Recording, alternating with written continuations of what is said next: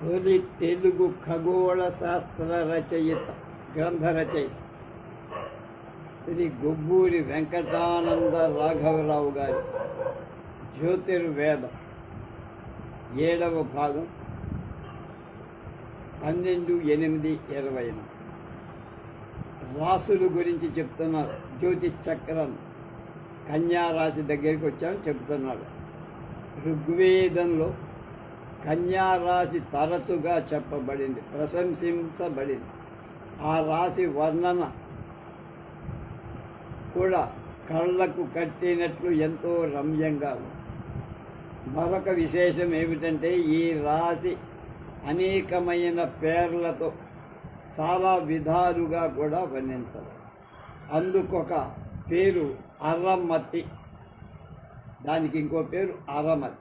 ఋగ్వేదం 5వ మండలం 43లో అనో మహీం అరమతిం సజోషాగ్నాం దేవీం నమసారాత హవ్యాం మధోర్మదాయ బృహతి మతజ్ఞామాగ్నేవహ పతిధి దేవయానై.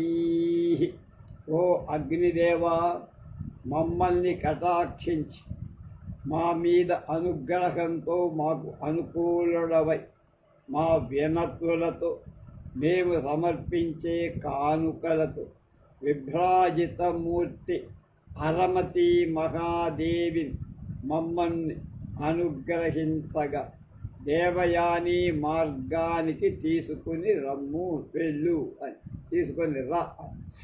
రెండవది రోదసి. ఆమె మరుత్తులు 7 సామాన్య భార్య. మరుత్తులు స్వాతి నక్షత్ర ప్రాంతంలో ఉంటారు. వాళ్ళకి ప్రక్కనే కన్య రోదసి కలదు. ఉత్తర 3 పాదాలు హస్తపూర్తిగా, చిత్త 2 పాదాలు ఇది కలిస్తే ఇవన్నీ కన్యారాశి. చిత్త ప్రక్కనే స్వాతి వాయుదైవతం. మరుత్తులు ఈ పరిసరాల్లోనే ఉంటారు. కనుక రోదసి కన్య మరుత్తులు 7 సామాన్యమైన భార్య అని వేదంలో వర్ణన. ఋగ్వేదం 1 మండలం 167లో పరాశుభ్ర అయాసోయ వ్యాసాధారణ్యేవ మరుతేమిమతు. దూరంలో తేజోభ్రాజితులైన మరుత్తులు తమకు ఉమ్మడి భార్య అయిన ఈ యువతిని గట్టిగా అంటిపెట్టుకొని ఉన్నారు. ఋగ్వేదం 4వ మండలంలో 50లో 4-5.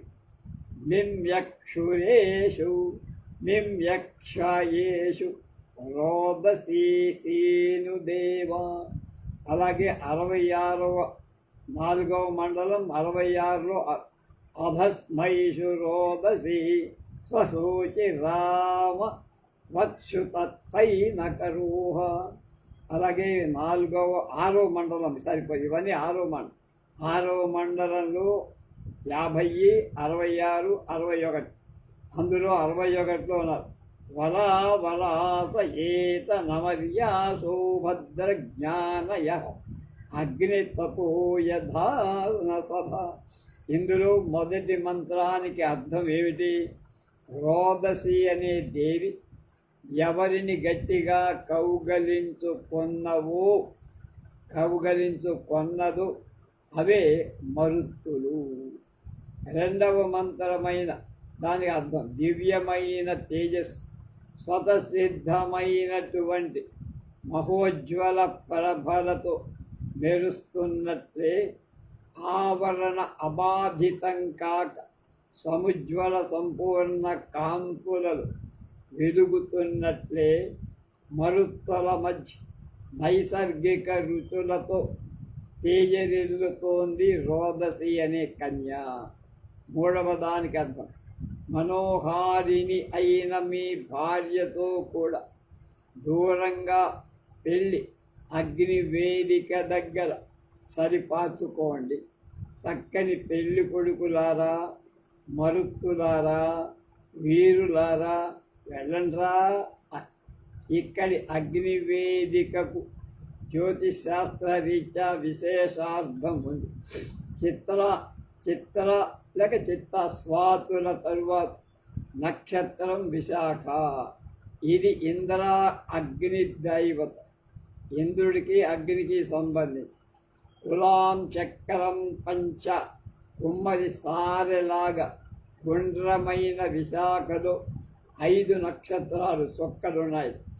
రూపంలో గుండ్రని వేదిక అయి ఇంద్ర అగ్ని దేవత్వం అవటం చేత విశాఖ అగ్ని గుండమని శీతల బాధితులై కొత్త పెళ్లి కొడుకులైన మరుత్తులు రోదసి వధువుతో దూరం వెళ్ళి అగ్నిగుండంచే చలికాసు కొన్నారని మంత్రం యొక్క ప్రార్థన. మరొక గొప్ప విశేషణం ఏమిటంటే కన్యారాశిలో పాండవ పత్ని ద్రౌపది లక్షణాలు కనపడుతున్నాయి. ద్రౌపది అగ్నికుండ సముద్భవ, అగ్నిహోత్రం నుంచి పుట్టి అయోనిజ భార్యాభర్తలు కలవగా పుట్టింది. కన్యారాశి ఉదయమైనప్పుడు అడుగున విశాఖ అగ్నిగుండం, పైన కన్య జ్యోతిశాస్త్ర దృష్టిని కనపడటం చేత కన్య అగ్నిగుండ సముద్భవం అయ్యింది. ఖగోళచారి అవటం చేత అయోనిజ అని చెప్పవచ్చు. అలాగే ఆకాశంలో తిరిగే మత్స్యయంత్రాన్ని భేదించిన వాడి ద్రౌపది వరిస్తుందని ద్రుపదరాజు ఒక నిర్ణయం చేశారు. ఈ మత్స్యయంత్రం ఖగోళ 12 రాశులలో మీనరాశి. ఈ రాశికి ప్రతిస్పర్ధి ఉత్తర ఫల్గుణి నక్షత్రం. ఋగ్వేదంలో దీనికి అర్జున అనే పేరు ఉంది. ఉత్తర ఫల్గుణి అన్న అర్జున అన్నవు. పాల్గొన మాసం అష్టమి నాడు రోహిణిలో ద్రౌపది స్వయంవరం జరిగింది. పాల్గొన మాసం అష్టం నాడు రోహిణిలో ద్రౌపది స్వయంవరం జరిగింది. అప్పటికి అంటే ఆనాటి సాయంకాలానికి సూర్య అస్తమయం కాగానే తూర్పున ఉత్తర ఫల్గుని ఉదయిస్తూ పడమట మీనరాశి కిందకెళ్ళిపోయి అస్తమిస్తారు. కనుక మీనరాశి అస్తమించటంతో తూర్పున అర్జునుడి వెనకనే కన్య ద్రౌపది ఆ రంగంలో ఆవిర్భవించి పూలమాల అతని కంఠంలో వేసి అర్జునుడిని వరించినట్లుగా మనం భావించాం. కానీ అర్జునుడికే కాక పాండవులు 5గురకు కూడా ఆమె పత్ని అయిందిగా. కన్యారాశి చుట్టూ ముఖ్య నక్షత్రాలు పరిశీలిస్తే ద్రౌపది పంచపాండవుల సామాన్య భార్య ఎలా అయిందో తెలుసు. కన్యారాశి చుట్టూ ఉండే ముఖ్య నక్షత్రాలు ఏమిటి? మఖ. దీనికి అధిదేవతలు పితృదేవతలకు ప్రభువు యమధర్మరాజు. అలాగే ఈ అంశం కలవాడెవరు? ధర్మరాజు. 2 అర్జుని నక్షత్రం, ఇందాక చెప్పిన పూర్వ ఫల్గుని నక్షత్రం. ఈ అర్జునుడు ఫల్గుని నక్షత్ర సంజాతుడు కనుక ఫల్గు. 3వది స్వాతి. స్వాతి ఏమిటి? వాయుదైవతమైంది, అంటే వాయుకుమారుడు భీమసేనుడు. తర్వాత అశ్వతర మండలంలో చుక్కల జత 2 ఉంటాయి. అశ్విని దేవతల 3వ స్థానం గల జంట చుక్క, అవి అశ్విని. వీళ్ళ అంశంలో జన్మించినవాడు నకుల సహదేవుడు. ఇలా పంచపరత్వాల నడుమ లాగా ఆ కన్య ద్రౌపది పాండవ ధర్మపత్ని అని వర్ణించబడి పంచేంద్రియాలు విషయరతిని పరిగ్రహించినట్లే పంచపాండవులు ఈమెను గ్రహించారని తిక్కనగా. ఈ సందర్భంలో మరొక్క చిన్న విషయం కూడా గుర్తు. ద్రౌపది స్వయంవరం పౌషమాసంబునందు అష్టమి నాడు రోహిణి అష్టమి, రోహిణి నాడు అని భారత ఆంధ్రీకరణలు నన్నయ్య భట్టారకులు వ్రాశారు. మన పంచాంగకర్తలు దాన్ని మార్గశిరం తరువాత మాఘమాసానికి ముందుకు వచ్చే మాసాలను పౌషం అని వ్రాస్తూ ఉన్నారు. ద్రౌపది స్వయంవరం ఈ మాసంలో జరగల. పుష్యమనబడి ఈ మాసం తరువాత 2 నెలలకు వచ్చే పాల్గొన మాసంలో అష్టమి తిథితో రోహిణి నక్షత్రం ఉన్న రోజున జరిగింది. పాల్గొన మాసం శుక్లపక్షంలో అష్టమి తిథితో రోహిణి వస్తుంది. పుష్యమాసంలో రాదు. అలా అయితే పాల్గొనంలో పౌషం, ఆ పాల్గొనానికి పౌషం అని ఎందుకన్నారు అంటే పాఠకులకు అనుమానం రావు. చాంద్రమానం చేత చూడగా ద్రౌపది స్వయంవరం పాల్గొన మాసంలోనే జరిగింది. చాంద్రమానం చేత చూడగా ద్రౌపది స్వయంవరం పాల్గొన మాసంలోనే చూడబడింది. కానీ సౌరమానం చేత చూడగా అది పౌష్యమాసం, పుష్యమాసమే అవు. సూర్యుడు మేషంలో ఉన్న మాసం మేషమాసం కదా, వృషస్థుడైతే మాసం వృషభ మాసం కదా, మిథునంలో మీనం ఉంటే మిథున మాసం కదా. అలాగే 12 రాసుల బట్టి 12 మాసాలు. సూర్యుడు మీనంలో ఉన్న మాసం మీన మాసం. అలాగే మీన రాశిలో ముఖ్యమైన చివరి నక్షత్రం రేవతి. దీనికి అధిదేవుడు పూషుడు అనే పేరు. పూష దేవత సూర్యుడితో ఉన్న మాసం పూషుడి సంబంధమైన మాసం కనుక పౌషమాసం. పున్నమి నాడు పుష్యమి నక్షత్రంతో కూడిన చాంద్రమాన పుష్యమాసం కాదని నేను గట్టిగా చెబుతున్నా. ఇంకెవరైనా ఉంటే రిఫర్ చేసుకోమన్నా. ఈ పుష్యమాసం ధనుర్మాసం. అది ఈ మాసం శూన్యమాసం. పెళ్ళిళ్ళు చెయ్యరు, ఇందు వివాహాలు ఉండవు. ఇలాంటి నిషిద్ధ పుష్యమాసంలో ద్రౌపది స్వయంవరం కానీ ద్రౌపది వివాహం కానీ జరిగాయంటాం ఆక్షేపించాల్సింది. అలా వేద ప్రసిద్ధాలై పంచమ వేదంలో ప్రశంసించబడి అంటే భారతంలో శుద్ధ పాల్గొన శుద్ధంలో సూర్యుడు అస్తమించిన వెంటనే పడమట అస్తమించే మీనరాశి, తూర్పున ఉదయమైన సింహ కన్యా రాశులను మన పూర్వ ఋషులు గ్రీకుల ధర్మమా అని నేర్చుకున్నారని చెబితే ఎంత తలవంపుడో సిగ్గుచేటో శోచనీయమో ఆలోచించాలి. అజ్ఞానమో ఆలోచించాలి. ఇక తులారాశి చిత్రా నక్షత్రం చివరి 2 పాదాలు, స్వాతి మాత్రం 4 పాదాలు, విశాఖ 3 పాదాలు, 4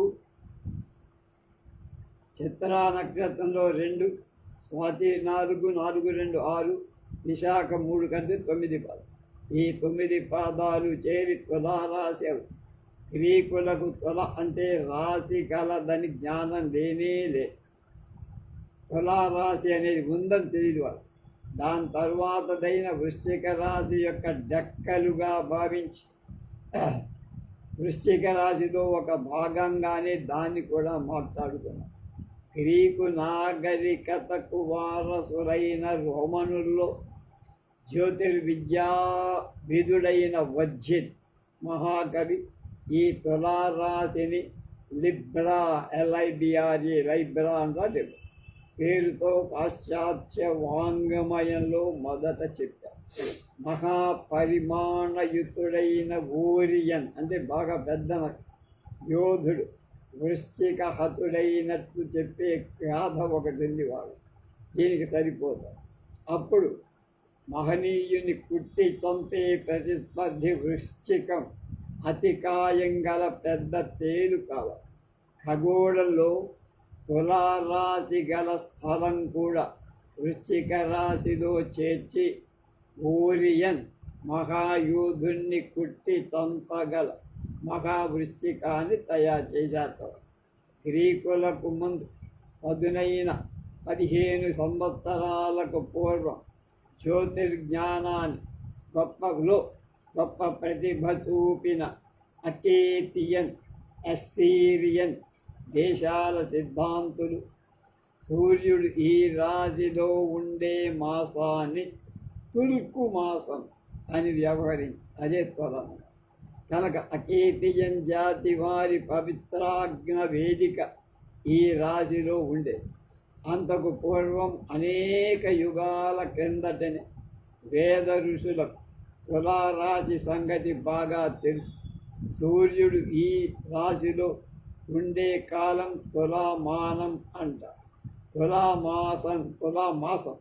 తులామాసంలో రాత్రి పగలు సమంగా ఉండేది విషువత్ పుణ్యకాలం జరుగుతుంది కనుక అప్పటికి వేసవి కాలపు వేడి తగ్గిపోతుంది, అణిగిపోతుంది. చలికాలం ఇంకా రాదు. తులామాసం సమశీతోష్ణ విశిష్టమైన మాసం కనుక విశాఖతో వర్షమేఘాలు అంతరిస్తాయి. వర్షకాలానికి వర్షాంతాన్ని సూచించే శరత్కాలానికి మధ్యకాలం తులామాసం. ఖగోళంలో మరొక విశేషం ఏమిటంటే అంతవరకు ఉత్తర భాగం వరకు వ్యాపించిన క్రాంతి చక్రం దిశ మార్చి అంటే ఉత్తరం వైపు ఉండేది దక్షిణానికి వస్తుంది.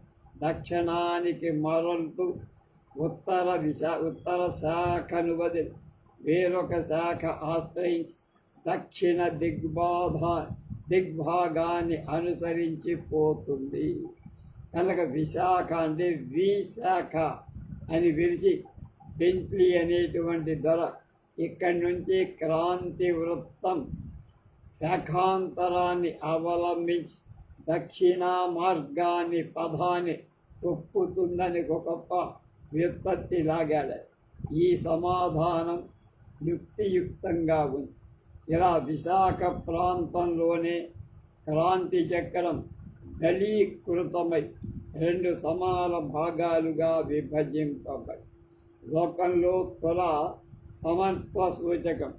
తుల బొమ్మ పెట్టామంటే న్యాయస్థానాల్లో త్రాసు బొమ్మ అంటే న్యాయం ఖచ్చితంగా జరుగుతుందని. అదే కనుక త్రాసు యొక్క 2 పర్యాలలో సమానంగా తూచగలిగేటువంటి స్థితి. అటు ఇటు సమంగా ఉండేటట్లు తోచటమే తుల ప్రయోజనం. త్రాసు యొక్క తులామాసాన్ని అహ ప్రమాణం, శీతోష్ణ స్థితులు, వర్ష వ్యాప్తి విధానాలు, ఖగోళపు ఉత్తర దిశలు, క్రాంతి చక్ర వ్యాప్తి సమానంగా ఉంటాయి. ఈ పౌష్యమాసంలో పక్షపాతం లేని సమానత్వం, సర్వసమత్వ భావం సూచించే చక్కటి మంత్రం ఋగ్వేదంలో అనేక చోట్ల కనపడుతోంది. అందులో 10లో 59లో 10 భారతామపయద్రపోద్యౌ పృథివి క్షమారపో మోఘతే కించనామమత్. ఏ అకార్యకారణ దోషాల పాపకర్ములు సిగ్గుపడి తలలు వంచుకుంటారు ఆ సమశీతరాశీలాలైన ఏ పక్షపాత దోషాలు లేని ప్రాణులు హింసింపబడుతున్నాయో అలాంటి పాప సంచయాన్ని దుంప తెంపి జావా పృథ్వీ మిథునం తుడిచివేయుగాక. అంటే లోకంలో ఏ ప్రాణి కూడా పాప పీడితమైన దుఃఖాన్ని అనుభవించుక. అంటే కరుణా సముద్రుడు. ఈ మంత్రార్థం కరుణా సముద్రుడు పరమ జీవ దయాపరులైన శివి చక్రవర్తి, బుద్ధదేవుడు, యేసుక్రీస్తు, గాంధీ మహాత్ముడు మొదలైన మహానీయుల మకుటంగా తగిన తులారాశి యొక్క సౌమ్యశీలత అలాంటి వాళ్ళకే చెరుపు. ఇందు మొదట పేర్కొనవలసిన వాడు శివి. పావురం కోసం తన శరీరంలోని మాంసం కోసి త్వరలో ఆయన తూచి ఇచ్చారు. ఇతడు హుసేనీ రాణి పుత్రుడు. ఋగ్వేదంలో ఈమెను గురించి ఉంది. ఈ మంత్రార్థం శివికి వర్తిస్తుందని నా విన్నపం అంటున్నారు గుగ్గూరు గారు. భువన రక్షకులైన ఇంద్ర అగ్నులు శివి చక్రవర్తిని అగ్ని పరీక్ష చేశారు. అగ్ని పావురంగా వచ్చింది. ఇంద్రుడు డేగై ఆ పావురాన్ని తరముకుంటూ వచ్చాడు. పావురం శివి చక్రవర్తి మరుగుచొచ్చి శరణుపడి శివి అంగీకరించి శరణం ఇచ్చి ఆ పావురం వదిలి డేగ తనకిమ్మని అది కొట్లాట పెట్టు. శివి నిరాకరించి ఇది నాకు వేద విహితమైన ఆహారం, దీన్ని భక్షించడానికి ఉంటే నాకు ఆకలి అంటే ఆకలితో నేను చస్తా, నా వెంట నా కుటుంబం కూడా నశిస్తుందని డేగబాదు. ఈ యత్నం ఆహారార్థమే అయితే ఈ పావురానికి బరువు సరితూగగలిగిన బరువుని నా శరీర మాంసం తూచి ఇస్తా అని శివి చక్రవర్తి ఒక దీక్ష పూంటాడు. డేగ దానికి అంగీకరించింది. తరాసు పన్ని అందొక చెప్పలో పావురాన్ని ఉంచారు. రెండవ దానిలో శిబి వేసి శరీరం మాంసాలు ఖండాలుగా కోసి అక్కడ వేశారు. అప్పుడు తొలకు దానికి అచ్చెరువడి ధరణీనాథుడు తనువునందు నెత్తురు తరగన్ తాన త్వర ఎక్కేవంత వాణి గుణోన్నతికి మెచ్చి వాసవ దహనుల్ నిజస్వరూపంతో శివికి వాడిద్దరూ ప్రత్యక్షమ. అగ్నిహోత్రుడు యముడు. ఈ పుణ్యగాథలు తులారాశి ఖగోళంలో నక్షత్ర అక్షరాలతో శాశ్వతంగా చెప్పింది. విశాఖ నక్షత్రం ఇంద్ర అగ్ని దైవతక. ఇంద్రాగ్నులు డేగా పావురాలు. చేజర్లలో శివి చక్రవర్తి కపోతేశ్వర ఆలయం ఉంది. నేను చూసేసాను గుంటూరు జిల్లాలో. కనుక పావుల రూపంతో శివిని పరీక్షించారు. అక్కడ ఆయన ఆ కోసినటువంటి ఆ మాంసం ముక్కలు పైన కనపడుతూ ఉంటాయి. అందులో గుంట ఉంది. ఆ గుంటలో నీళ్లు పోస్తూ ఉంటారు, లేకపోతే మాంసం కంపొస్తూ ఉంటుంది. ఇప్పటికి అనుగుణ నెత్తూరు దొరగగ పావురంతో సరితూగల శివి యొక్క తుల ద్వాదశ రాతులలో మధ్య రాశి అయి జ్యోతిర్లోకంలో ఇవాల్టికి కూడా వెలుగుతోంది.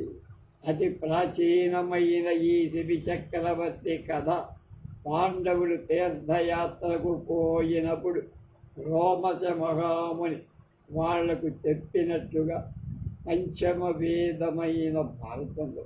కనుక మన తులామాసంలో అకేడియన్ సిద్ధాంతులు తుర్పు మాసం అన్నారు. అదే తుల. దాని పూర్వతరాలు ఎరుగని గ్రీక్ వృశ్చిక రాశి శరీరాన్ని పెంచడానికి దాని రెక్కలలో 7వ రాశిని దూర్చారు.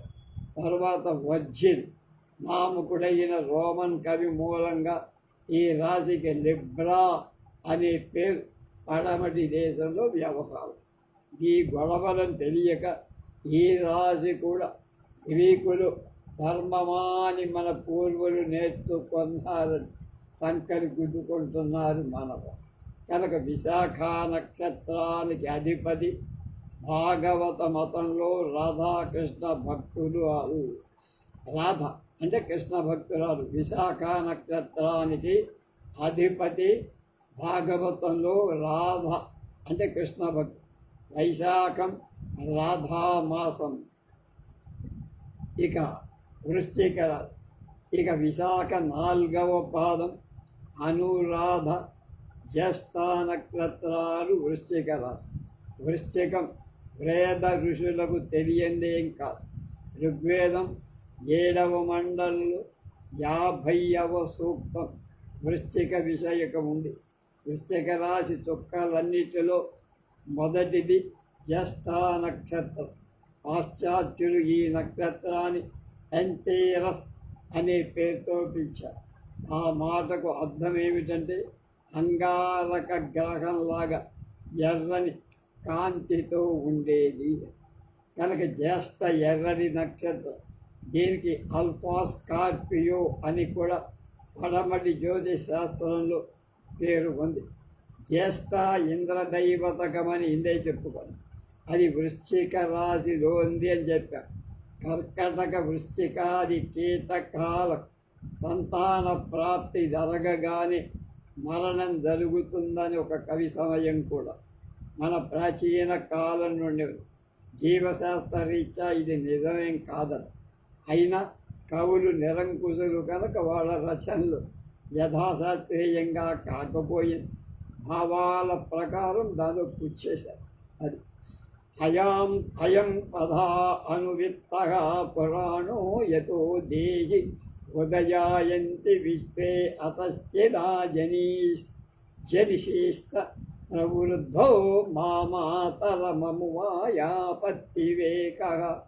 ఋగ్వేదం 4వ మండలం 18వ.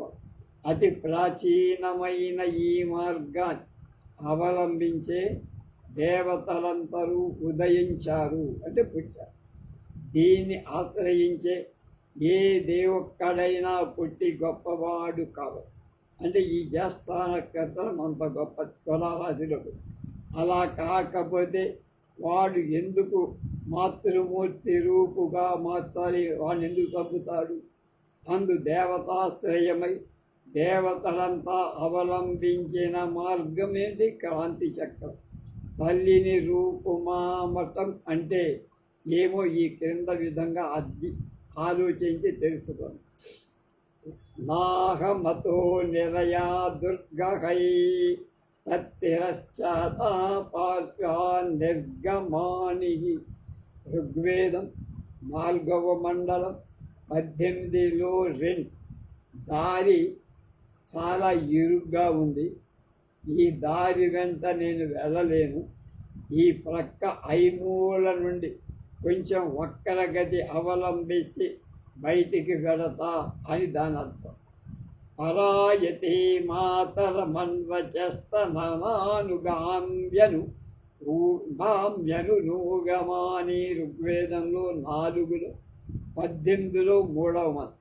అని చనిపోతున్న తల్లి వైపు అతడు కళ్ళు తెప్పి చూసి ఈ మంత్రాలు దీనిలో ఉన్న భావం అని ప్రశ్న వేసుకొని కథ పొడిచినట్లుగా వృశ్చిక రాశి గర్భ పార్శ్వం నుండి ఇంద్రుడు జ్యేష్ఠ నక్షత్రం ఉదయించింది.